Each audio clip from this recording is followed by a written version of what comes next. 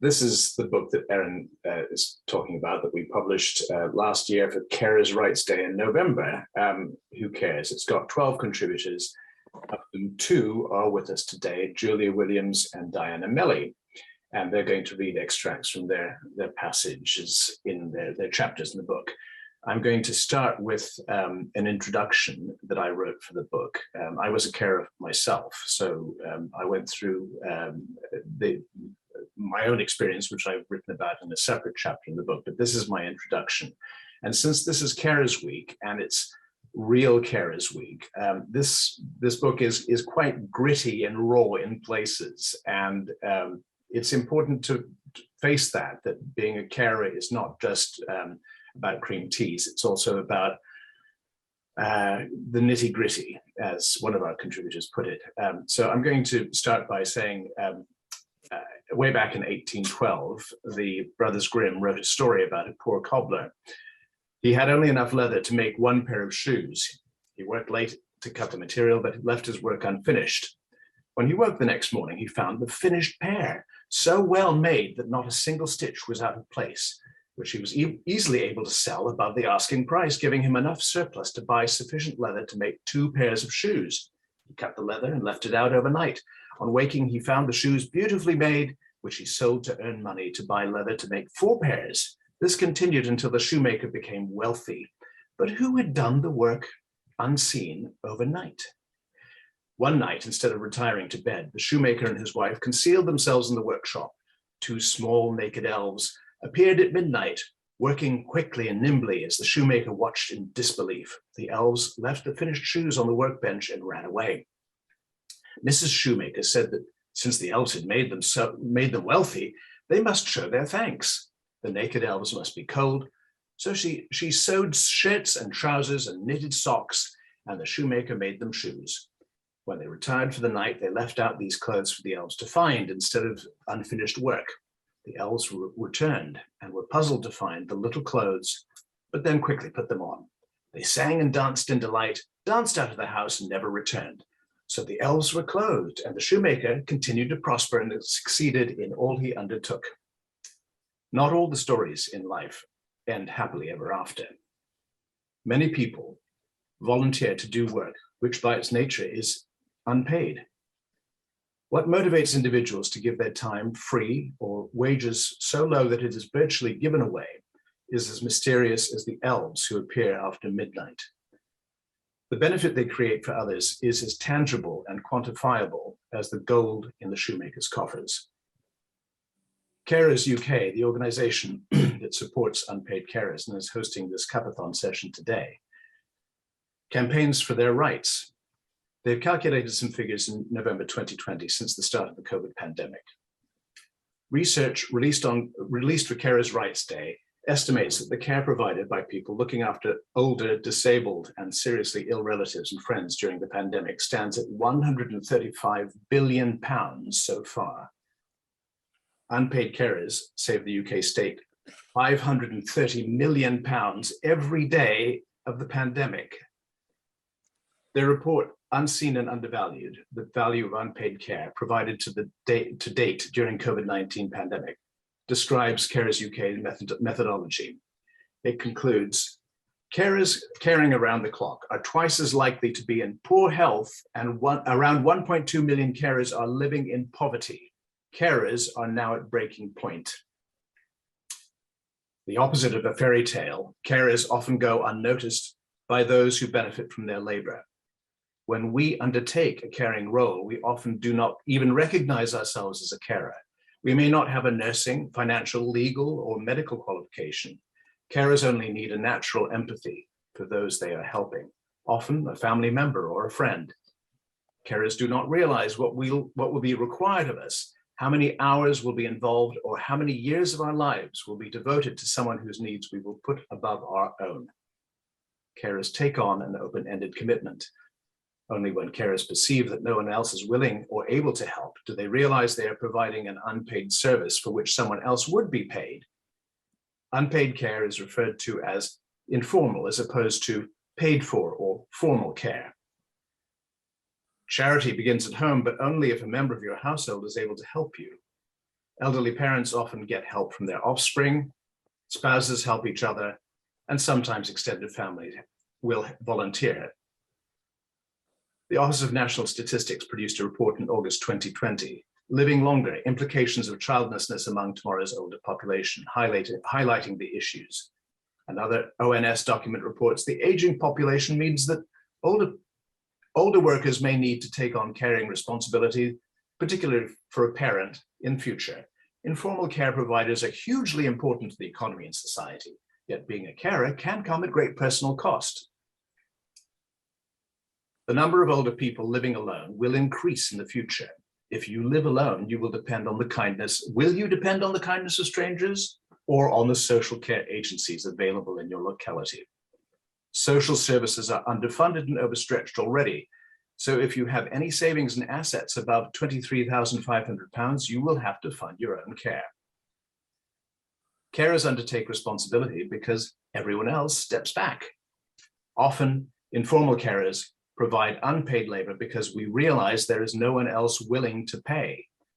In the UK, the government offers a benefit called Carers Allowance that amounts to £67 per week to those who provide for another person claiming personal independence payment, PIP, DLA, attendance allowance, constant attendance allowance, or armed forces independence payment. To be eligible, a carer must show they are caring for someone at least 35 hours a week. Your earnings must be £128 or less a week after tax, national insurance, and expenses. So this puts a cap on your income. You cannot try to make ends meet by doing another job. Anyway, most carers would be unable to do any other paid labor. Carers often disappear from view to others because they are doing an unpaid job that takes a lot of time and takes them away from their paid labor or to a different location. Carers are often so exhausted that the idea of working a second shift is unrealistic. Carers do not clock on and off, but have to be ready on call 24 hours a day. Carers UK have assumed the highest hours of care provided by unpaid carers is 50 hours a week. And this is almost certainly an underestimation of the number of hours provided. This means that the true value of care provided by unpaid carers is likely to be higher. Too often, carers do not take breaks from their unpaid work, either because they cannot afford to, or because the person they care for could not survive without them. This situation has been exacerbated since the pandemic began in 2020. Carers are sheltering themselves and those they care for from exposure to the virus that could be spread by outside care staff who work in rotas or on shifts and from house to house. In her chapter, Susan Hampshire describes how she coped alone in her 80s during the last year of her husband's life before he died in February last year. Carers UK concludes, the figures in this briefing clearly show the importance and economic value of the unpaid family care family members and friends provide. There is no doubt that the NHS and social care system would collapse without this support. Those of us who are or have been carers have contributed our stories in the chapters of this book. Our priority is not to spare Britain's national health system or the social care system, but our priority is to save the person we love from falling back on those institutional systems by doing all we can, night and day, to keep our loved one well and happy for as long as possible. Caregiving today is not about politics or gender. Both men and women become caregivers, regardless of our socioeconomic status or beliefs. Domestic labor is devalued more than ever in the 21st century culture of consumerism and disposability. If an appliance breaks down, it is often cheaper to replace it than diagnose and repair it. If we applied cost-benefit analysis to members of our families, only the highly paid would be allowed to live independently. An entire industry is devoted to residential nursing care that derives a commercial value from properties used to institutionalize people who have become dependent on others. Rental units and hiring care staff at low wages can be very profitable. Family lawyers are also adept at monetizing the difficulties faced by the elderly and their families. When a man or woman takes on the role of a family caregiver on an informal basis, we are motivated by compassion, empathy, and goodwill, not from the profit motive. Carers are deemed to be volunteers. Others in the family may assume you have nothing better to do or are short of funds. If you share the home with the person for whom you care, they may assume you have no roof over your head. Their own inflated self-worth allows them to justify the economic advantage they derive from the carer's labor that often goes unacknowledged, unnoticed, and unpaid. How does caring for an adult differ from bringing up children? Of course, parents are carers, and some have children with special needs. Their situation is not dissimilar in some respects. Being a parent is also an open-ended commitment. Caring for an adult, however, is a job on a much larger scale, physically, psychologically, and financially. In many cases, however, families with 2 or more children do not take an equal share of responsibility when their parent needs care. Unpaid care is done by the daughter or son who does not step back, but steps up. When the carer's parent dies, the will may leave the residue to be divided equally between beneficiaries. The estate of the deceased has made a surplus by the unpaid carer's labor. The carer who took responsibility, sometimes by default, can carry on working unpaid and without adequate state benefits to sustain them, more or less as an au pair in the family home. If this informal arrangement goes on for several years, the carer may find their previous working career has lapsed and their pensions have been depleted. Not only has the carer lost money during the years they have dropped everything to care for their relative, but their future lives will be blighted. This is indeed a grim fairy tale for these elves who have helped the shoemaker, who are left with no clothes or homes to go to afterwards. After being a carer, the experience we collect can be useful to others. Some people undertake a career in nursing or as a carer in a residential care home. Others find themselves again caring informally for a series of people, as Ted Thorpe and Diana Melly found. Age UK has a volunteering program that ensures whatever you choose to do and however much time you have to give, you'll be making an incredible difference for older people at a time in their lives when they need help the most. Why does the UK rely to such an extent on volunteers today? Perhaps the answer lies with budget cuts in the NHS and social services since 2010. These chapters are stories of individuals who are witnesses not just to the joys, but also the sorrows, compassion, and mercy involved in caring. None of those included in this book have written in terms of self-sacrifice or altruism, tasks or chores. These carers play down the duty and responsibility that falls on their shoulders. Who cares about the carers? If someone is cheerfully looking after someone else, informally, good for them. Others undertake these roles in a professional capacity or formally. They chose their job or perhaps had a vocation for it, but an unpaid family carer member is told they volunteered for what they do and are expected to do it well or take a hike like Cinderella or Cinderfella. Caring is hard work, but it can be satisfying to help someone who really needs you. As carers, we do a difficult, dreary, and often unpleasant job as best we can. We know we won't be noticed. We don't want anyone to know the elves made the shoes. We know we rarely receive thanks from those who benefit. What carers don't often tell you is what it's like, or how we cope, or what happens to us afterwards. This book aims to fill some of those gaps. Above all, it is intended to dignify carers and those they care for. Let us encourage others to undertake the role of a carer, so it is a less daunting prospect.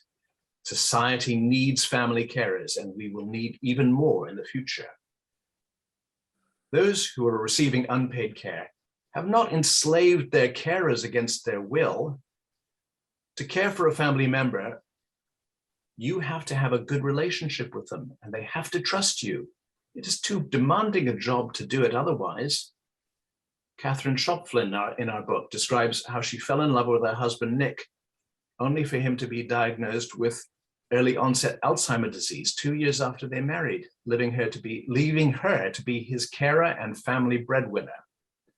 Although caring can add strains to a relationship, it can also strengthen emotional bonds that have been going for many years. Julia Williams, who's speaking today, writes in her chapter about how she cared for her husband, Jim, who developed dementia, until he died peacefully in his sleep at home after telling her he really, really loved her. Thank you for listening. Yes, well, I was with George for nearly 50 years. And during that time, my son died. And 5 years after George died, my daughter died. So I didn't have to care for my son. He was 25, but I did help look after my daughter. But she also had a husband and a family where she lived, so that was not really caring. But George, definitely I cared for him. But I think I cared for him long before he had lung cancer or dementia. He just was that sort of person who was really pretty hopeless at a lot of things, like changing a light bulb, or he once said that his kettle got warm, but it didn't get hot. So I went down to fix it, and he hadn't turned it on. He'd filled it with warm water. So of course it was warm, but he'd neglected to turn the switch on the wall. Anyway, so that was caring for George long before real caring started. Anyway, as I'm saying, I was married to George for 45 years. But when we first got together, I don't think he was very famous at all. Then in the 70s, his life took off and he became quite well known as a character. Michael Parkinson interviewed him. He didn't change, he just became more of himself. Living with that sort of person can be very difficult. When George was alive, I felt eclipsed by him. I struggled out from behind him. I thought of calling my memoir, Hello Diana, Where's George? Which is what people used to say to me when I went to a party.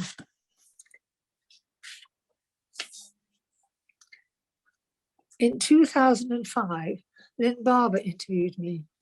She wrote that I called George a monster. I really can't think why I would have said that. There were certainly times in our marriage when I didn't love him at all. I thought he was a horrible person.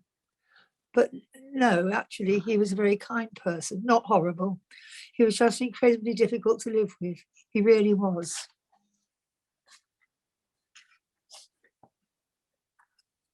After my son died, in what I call the middle period, George and I were still together, but there are often very bad times. That's quite normal when a child dies. The couple often separates. That kind of grieving can pull people apart because it can be such a solitary thing. Somebody else impinging on your grief, however close you are to them, can seem an intrusion.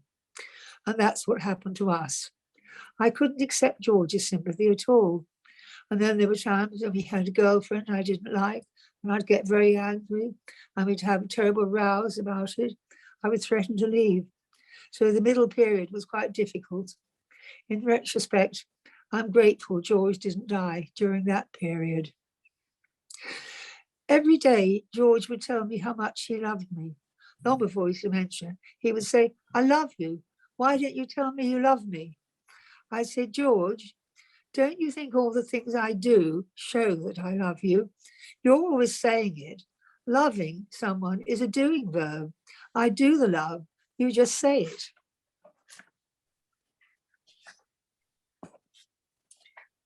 Exactly when George's dementia started is difficult to pin down. I remember the first time he didn't recognize me in the street. I was on my way to the cinema. I told the friend I was meeting, and she said, it isn't funny. It sounds like he's got dementia. When I went home afterwards, I looked it all up and learned about it. That was the moment of diagnosis for me. We realized that his life was changing, that he was fading. George published his memoir, Slowing Down. Writing that book was about getting older and slower and admitting that he wasn't as bright as he used to be. He swanked on stage about having dementia. I've got something beginning with D, he'd say. It's always much easier when the person knows they have dementia, admit it, and will talk about it. It's easier for everyone. Occasionally, George looked very unhappy, but not very often.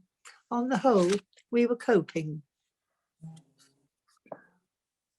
Once I said to him, you know that I'm trying to stop you going away to sing because we all feel that a long journey and staying in a strange hotel is not really an option anymore. He said, well, it's an option if I want to do it. I think you'll find that's up to me. Well, not entirely, perhaps. It might also be the advice of Professor Conn, your doctor, and Chris, who would have to drive you, would have to sleep in the room with you at a hotel because you tend to wander off. I don't wander off. I'm just looking for the pub. I know, but you don't always find your way back from the pub. He'd say, there's such a thing as free will, you know. We had quite a lot of discussions on that level, but in the end, I was able to tell his agent that he was not to book him anymore. We went together to one of his last concerts.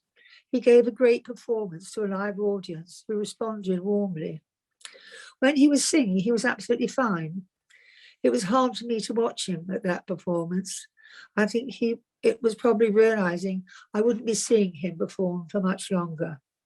He was soldiering on in front of the audience. That was what got me. It was his bravery. I saw how brave he was. George was always George to me. I never lost track of what he was and who he was.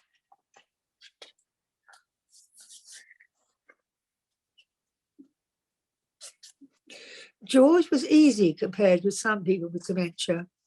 Very few people can be happy and joyful all the time, but on the whole, his nature was happy. In his dementia, he got angry once or twice with me and very angry with people in the street. If we had to give way to women coming along the pavement with pushchairs, he didn't like that. And he suddenly got angry that black women could be fat. But since Bessie Smith, his idol, hardly had a slim figure, it was an odd complaint. But on the whole, he was optimistic and happy by nature.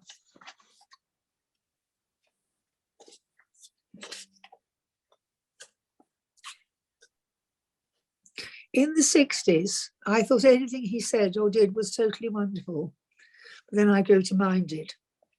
In the early days, I was the needy one. I was the one with mental health issues, so George took care of me. Then I changed. When you're caring for somebody, you have to grow up very quickly. That transference of power is very interesting in any carer's relationship. I found that when he became ill and was diminished by illness and dementia, it was easier to relate to him than when he had been at the pinnacle of his fame. Then he started to listen to me. He always needed me, but I suddenly felt that he needed me more and valued me more. And once he told me, I really trust you, you know. I replied, George, you don't always trust me. I do now, he said. I don't think I have had a moment of revelation when I suddenly realized I was a carer. There was never one moment when everything changed. It just became more of the same thing. I knew about caring for people, even if they're just ill. You mustn't be in their face all the time, saying, what do you want? Can I do your pillows? Can I do anything? You should back away most of the time and put them in a position when they feel safe to ask you for things. I like looking after people very much. That's very important, a very important characteristic for a carer. When the time came, it was very easy for me to look after George. I say that now, but my friends say, no, it wasn't easy for you. You've forgotten what it was like. Apparently, I was often overwhelmed, but in my memory, it was easy. I like organizing things. It's an aspect of one's personality that is quite controlling. Certainly when you're looking after people, you're in control quite a lot. You have to be. You have to make decisions on their behalf while respecting their free will. I think it's always been part of me to like looking after people.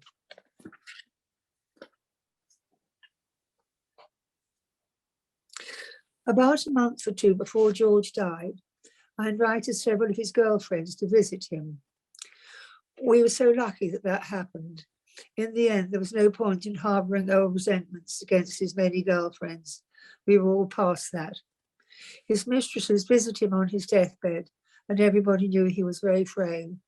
I wanted him to be happy. It was a healing atmosphere. I think from a group of, say, 5 people, he loved me the most. I was the most important, but only by a small margin. But a small margin is good enough. Near the end, all his appetites disappeared. I wrote in my diary, he was lying so still and with his mouth a little open and his eyes closed. He didn't seem to be breathing, and I thought he'd gone. Then he opened his eyes. "Who are you?" he said. "Where's my wife?" That happened quite a lot. People were always coming to examine him. They'd ask him how high the post office tower was and how fast a race course could run. I realise now they weren't expecting anything accurate. They wanted him to say it's very tall or very fast. That would do. He did quite well. Then they asked him the difference between a banana and a potato. He said, "That's easy. A banana is phallic." Then they said, "What day is it?" And he said, "Well, now, that's a hard one." And he said, "I don't always know what day it is. I have no sense of time, space, or place."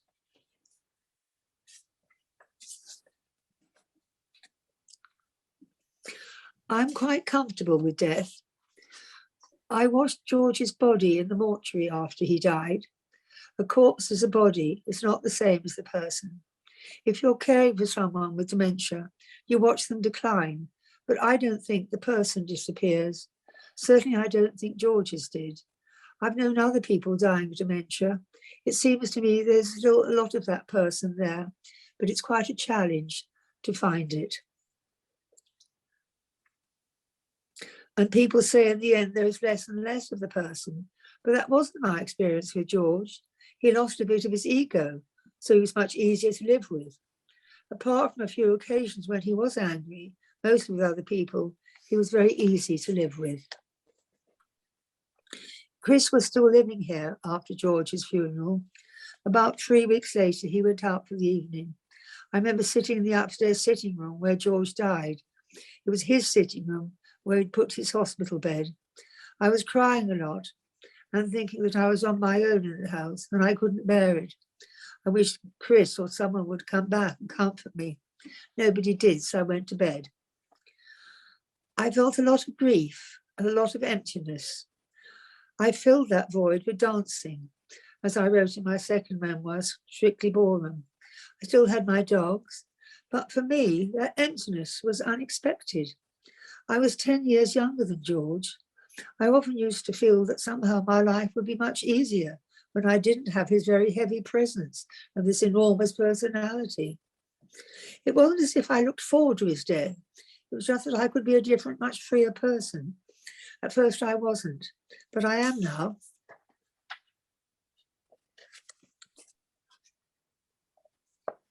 Only one of my 3 children survives, and I have 4 grandchildren. Candy's daughter Nancy was born at the same time as Candy was diagnosed with secondary cancer, so they came at exactly the same moment. I lost a daughter, gained a grandchild. I enjoy being a granny. I can honestly say that I wouldn't want George back now. He would be 94, just as deaf, still a huge ego. I wouldn't want that. I don't look back. As George's widow, I'm financially secure. I've got the house in Shepherd's Bush, 3 floors and a huge garden. He left me everything. I have some pensions. I have 2 lodgers, so I've got people to take care of, which is very important to me. It's sustaining to care for somebody else. I always have. It's always been a part of my character. I know it's not exactly a nice trait. One gets a power surge and your control instinct is satisfied in a way that is useful and pleasurable.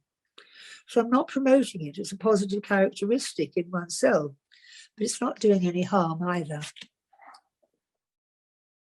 Right, so now it's my turn. And I suppose that is actually a very good expression for being a carer. It does become your turn.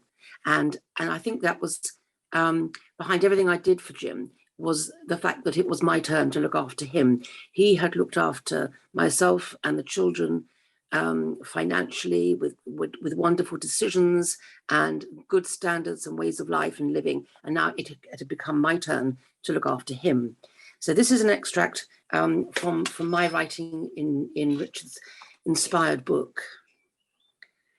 I knew we were in trouble when Jim told me that we were not dining alone after all, but that Sir Walter Raleigh had joined us at the table.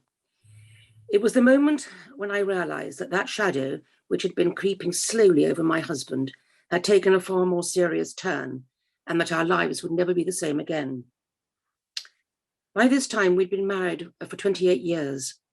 We had 2 grown-up children, a lovely home, and no financial worries. Jim was in his early 60s, me a little less. He just retired from a high-powered job in advertising, and if life had stuck to the script, we'd have gently coasted downhill to a nice old age, with pressure off, more time together, the patter of tiny grandchildren. But then, as it is wont to do, life changed the script. It's hard, in fact, impossible to say exactly when I felt that Jim was not quite right.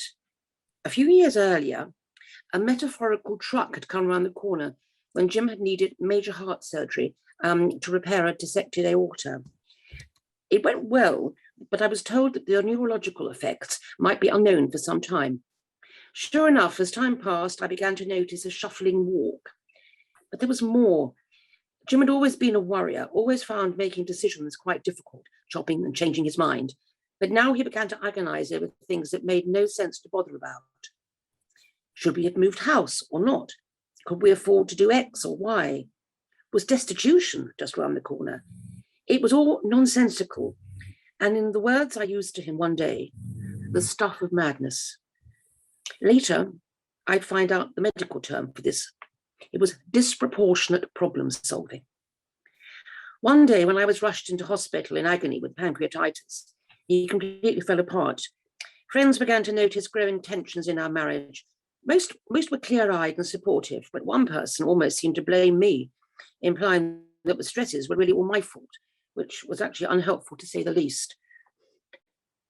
Over the next year, these tensions continued to rise, with Jim denying that anything was always wrong with him.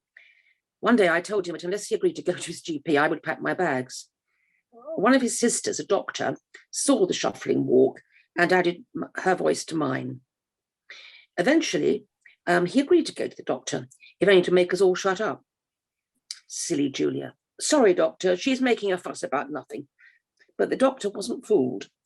He diagnosed not just the probability of Parkinson's, but also depression and possibly a degree of dementia. We were referred to an eminent neurologist who started him on the usual Parkinson's medication. Whilst Parkinson's was not going to be a bed of roses, it wasn't a death sentence either. We knew several people who'd lived with that illness for decades, still enjoying a pretty good life. The medication seemed to be effective, not just for that illness, but for the mild depression, which I now believe he'd actually lived with for many years. We'd cope, fingers crossed, chins up, and on we'd go. A couple of years after his Parkinson's diagnosis, during which life was fairly normal, I began to be convinced that some degree of dementia had crept into my husband's behaviour. My heart sunk to my shoes, but when the neurologist denied it, it leapt again, but not for long. Perhaps if the neurologist had moved in with us for a couple of days, he'd have changed his mind. If only Jim's problems had actually shown up, everything had been a bit easier.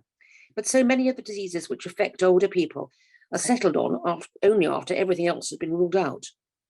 Desperate for a second opinion, I dragged Jim to another neurologist, who reaffirmed the Parkinson's diagnosis and concurred there was now an element of dementia involved too.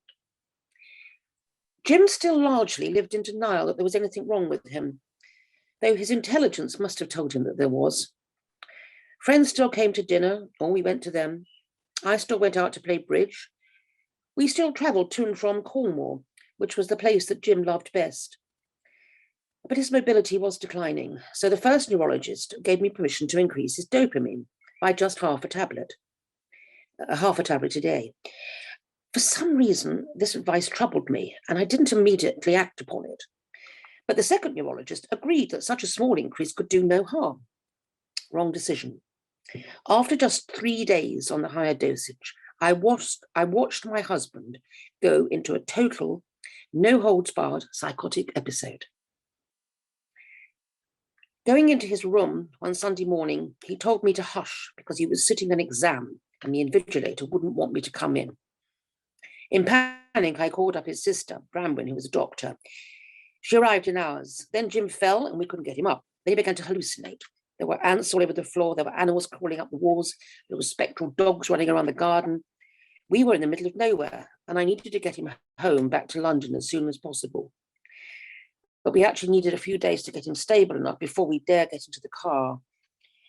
It was 300 long miles, the most alarming journey of my life. But somehow I managed it. That was the night that Sir Walter Raleigh came for dinner.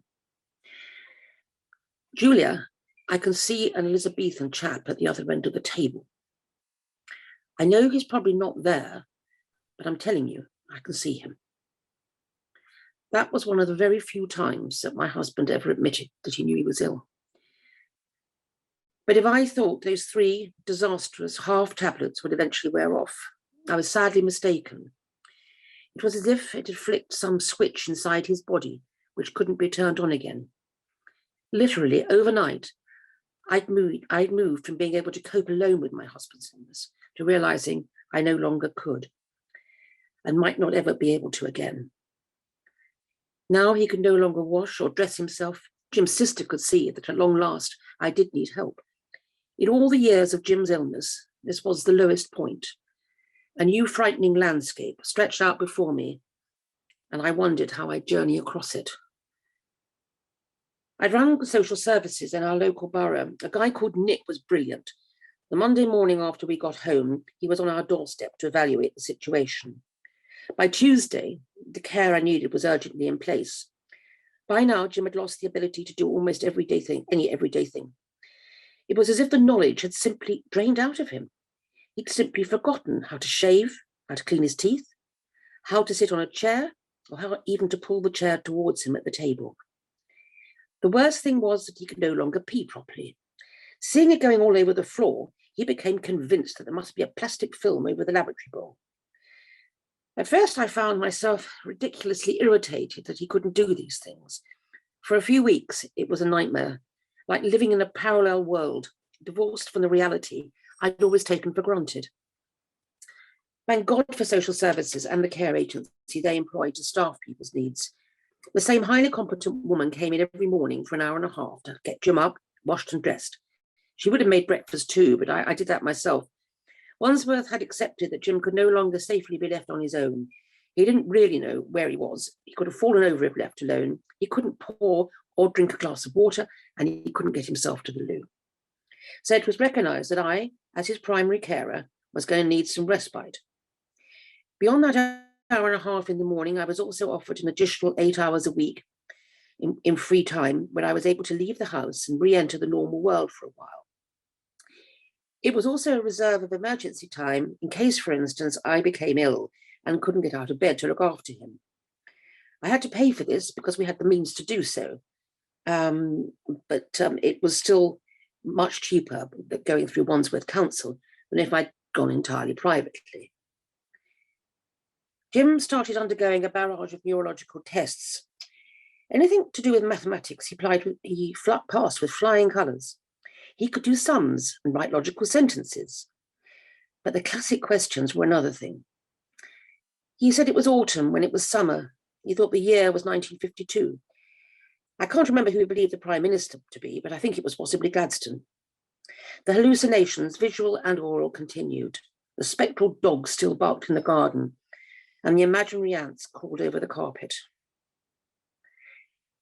But now, at last, after several years of uncertainty, we got the ultimate diagnosis, the final explanation for the giant shadow which had slid slowly but inevitably over our family. It was decreed that Jim was suffering from Lewy body's dementia with Parkinsonism. This, we learned, was a far more complex and serious condition than ordinary Parkinson's. Jim's sister was told that her brother probably had 5 years to live. So there it was, the death sentence after all, even if not immediate. There would be no gentle retirement. We weren't going to grow old together after all. But besides despite the bleak news, something inside me took it as a challenge. Somehow, with my love and care, my husband's life would sprint past those 5 short years. Together, Jim and I would break the record for survival. Jim's sister could see the strain I was under and wanted me to put Jim into a home for a few weeks of respite care. But I couldn't do it. In denial or not, I knew that Jim would simply sink if he was taken to such a place.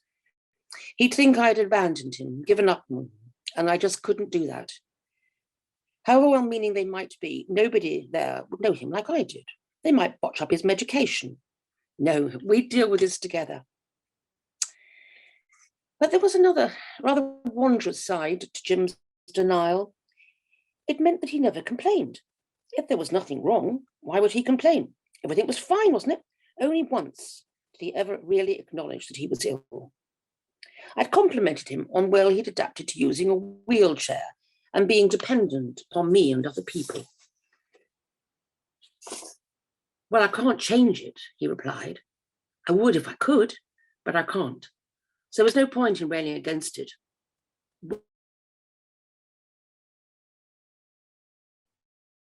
His and his pragmatism about the whole thing were just extraordinary. Soon after that ghastly weekend when the half pill had sent my husband psychotic and I had basically hidden myself away and cried, a psychiatrist friend said, I'm sorry, Julia, but there's no point in crying. You've got to stop it. Self-pity is understandable, but completely useless. You've just got to toughen up, get on with it and deal with it. It sounded harsh, but it was good advice. It wasn't a denial of my own frailty, but in fact a recognition of it and an encouragement to soldier on nonetheless. In short, I began to handle Jim's illness as if it was simply a job to be done. Luckily for me, despair wasn't an option. I'm just not good at keeping up despair. I do. If it means I shut my eyes to reality and try to find a new reality. Perhaps that meant that our situation was not such a crushing burden for me as it would have been for others. That's not to say there weren't times when I needed to have a good weep, but I've always kept it out of sight. He had suffering enough without having to witness mine too. At the altar of St. Margaret's, Westminster, I'd spouted the usual vows about in sickness and in health, but I'd meant them. On that awful Sunday, when my husband had basically gone nuts, those vows had been restated. Look, Jim, let's get this clear, I said. Never walking away from this job. You are my responsibility for life. You have my absolute guarantee. Thank you for listening.